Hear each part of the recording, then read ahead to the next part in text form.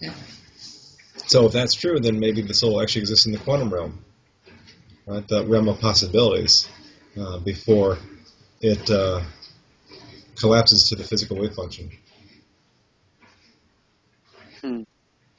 I don't know. In that realm, is there in the quantum realm, is there electromagnetic spectrum, or is that considered something that's different than a different nature than the electromagnetic spectrum? It's of a different nature. It's a purely mathematical space, so it doesn't have any physical correlate, whereas the electromagnetic spectrum is grounded in physical reality. Okay, all right. Yeah. Is that your dishwasher, by the way? It is. Should we? You can hear it, huh? No, it's fine. It's fine. I just want to make sure that with my paranoid fantasies of some alien monster coming through, Making some gurgling noises. gurgling noises, and then devouring you in a whisk of Cascade and bright dishes. That's right. Spotless. That's right. No spots on us. Seems to me what you said, Steve, that the most common, the most sensible thing to think is that the soul is somehow in the quantum realm in some way we don't understand. And I realize that the quantum realm is not a physical space, but that seems to me to be make more sense than for us to believe that we sit a particular portion of this electromagnetic spectrum that we're not familiar with during life. But how does it seem to you? Well, it seems like there's an interesting correlate here between, say, brain and mind, and between the human body and the quantum realm, right? Because we know now that the brain is a quantum system, that there's quantum activity happening at the atomic level in the brain that we don't fully understand, and that somehow out of this, quantum events are taking place, and this leads to, well, maybe, I don't know if it leads to consciousness, but it leads to certainly awareness or brain activity. And we know with quantum systems that they basically have no boundaries before the collapse of the wave function. Right? So in everyone's brain, there's something occurring which has no boundaries, which is bigger than the universe, and it collapses down to a physical correlate. So in that sense, perhaps the soul could be being expressed in that way. Maybe the soul is a quantum phenomenon, which I think is something that Deepak Chopra talks about too. So it could be borrowing from him, but this sounds like it's fairly original too. Well, it makes sense that the brain has quantum functions because, based on our theory of how the physical world and the non-physical world, everything has quantum functions to it. Everything is quantum at some level. Right. And what's unique about the brain is that there's this quality of consciousness which we find is essential for the collapse of the wave function. So the mind itself is creating the brain through its own processes. Or mind and Say that again? Mind and brain are working together to create, our current experience. Because the mind isn't creating the brain. Why not? Well, I guess I never thought about it like that. Because the brain is a particular organ that has physical mass. Mm-hmm. But if mind or soul is a quantum system, then its very own consciousness is collapsing that system to become something physical. So you could say that, mind or soul is generating the brain in every moment.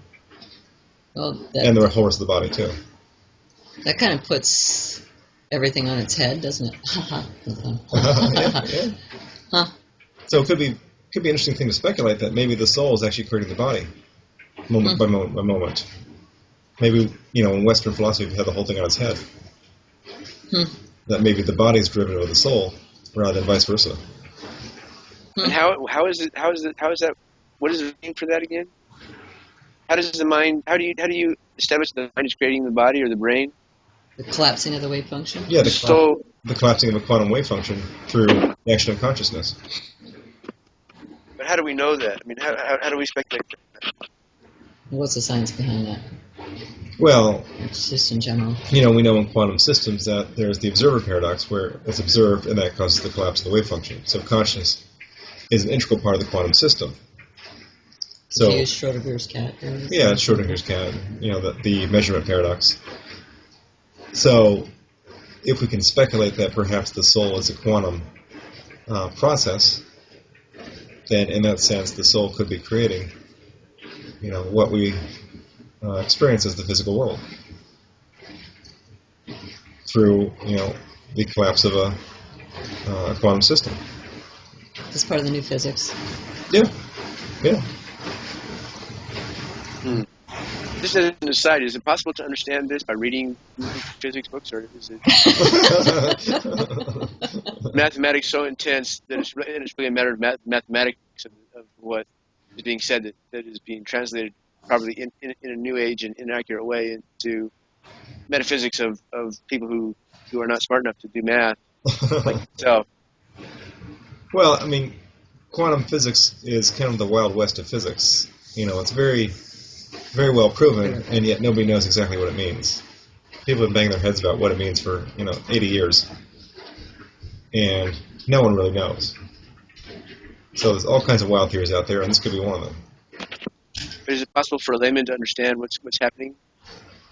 Or do you really need the mathematics, understand the mathematics of quantum mechanics in order to really understand? I don't think you need the mathematics. I mean, people have done non-physical or non-mathematical treatments of quantum physics for lay people. What are some good ones that we might recommend to our audience that people can pick up? Quantum Mechanics for Dummies? Well, there might be Quantum Mechanics for Dummies. I don't know if that book exists. But the best one I've encountered recently is called the Quantum Enigma, Physics Encounter to Consciousness. Mm-hmm. And it was written by two physicists for their undergraduate physics courses. So I found it very, very accessible. There's no mathematics in it. It's all done with diagrams. And it really gets to the essence of some of the deep questions here. In fact, other physicists critique the book, saying it's like handing undergraduates the philosophical equivalent of a loaded gun. What's the name of the book? The Quantum Enigma. Oh, the Quantum Enigma. All right. Quantum Enigma, okay. Quantum Enigma. Physics Encounter Consciousness. That's fascinating. So if the soul is a quantum system, then the brain or the body is the transducer for that system to take action in the physical world. So what does that have any implications for what happens after you die? What would be if you don't have that transducer to act in the physical world, what is the counterpart? What is it that enables whatever energetic entity the soul is? What is it that enables it to act whatever realm it's in? Well, good question. I mean, in the quantum realm, time and space don't make sense. There's no real, need for action.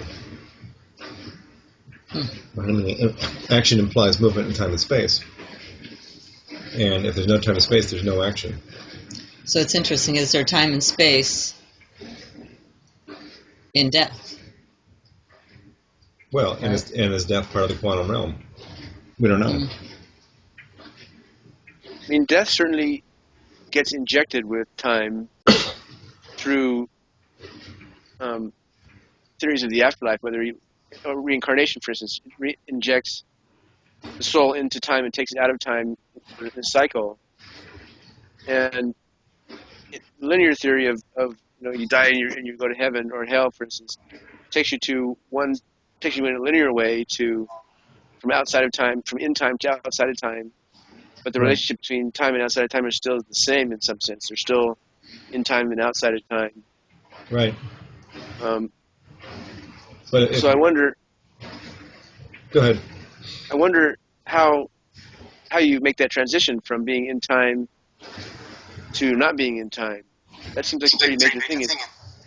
Nothing that we understand about ourselves or our lives really makes a lot of sense to me if we don't have time as a parameter there in the background. Right. Constantly, making it fit with what we understand about ourselves and the way things work.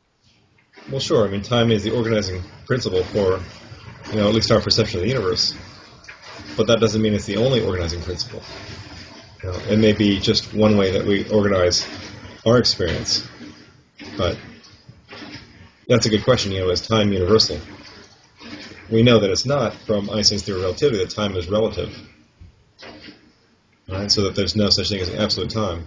Right, you get close to an event horizon of a black hole, right? And yeah, time changes, and time is different for observers moving in different reference frames.